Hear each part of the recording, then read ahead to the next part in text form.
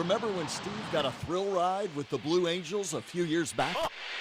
Kind of fitting for a man who spends every day working with his eyes on the sky and his head in the clouds, so to speak. It is spring, Steve, but winter-like conditions across the eastern half of the Maritimes. Flashback to July 1998. Steve had been working for the Canadian Weather Service back home, putting his math and physics and meteorology degrees to good use. Then News Channel 5 came calling, and like many a snowbird, Steve liked the looks of the sand and surf and year-round sun. For local weather coverage you can count on, News Channel 5 Storm Team and First Warning Live Doppler. Weagle Weeks.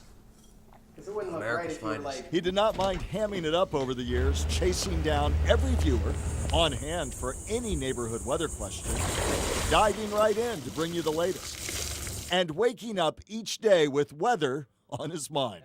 Yes! You at home, of course, liked Steve from the very start. It's still a very powerful hurricane, winds at 145 miles an hour. Then, in 2004, you invested all of your faith Eye wall of this storm. in this calm, accurate, comforting meteorologist. There was a lot of heavy rain in a short period of time. Through Charlie and Francis, If it takes a little jog toward the south and to the west, landfall is going to be a little bit sooner. and then through Ivan and Jean, there he was, a constant presence all day Right about there. and deep into scary nights. You have to stay in the shelter, stay where you're located now. Steve talks often about the bond he made with you in those storms of 2004 and 2005, Well, we're working on the new numbers for you. and about the bonds he built at WPTV. The more strengthening that we could see. The years rolled by. He serenaded Jim Sackett at his retirement. Jim, you're playing lots of softball, but we're gonna miss you here at Channel 5.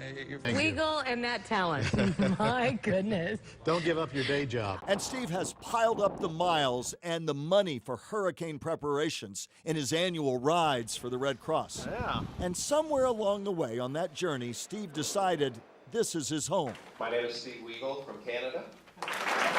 In 2014, Steve became a U.S. citizen. I came down here as a guest to the U.S. I wanted to spend a couple of years in the country, get a feel for another country.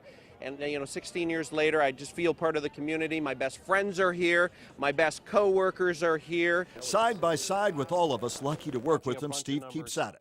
The voice you Here are the numbers for you. and we But I like it. want to hear when our nerves are frayed and the storms bear down. 20 years goes by in a hurry. So join us when we say, congratulations, Steve, and we hope you'll be flying high with us for years to come.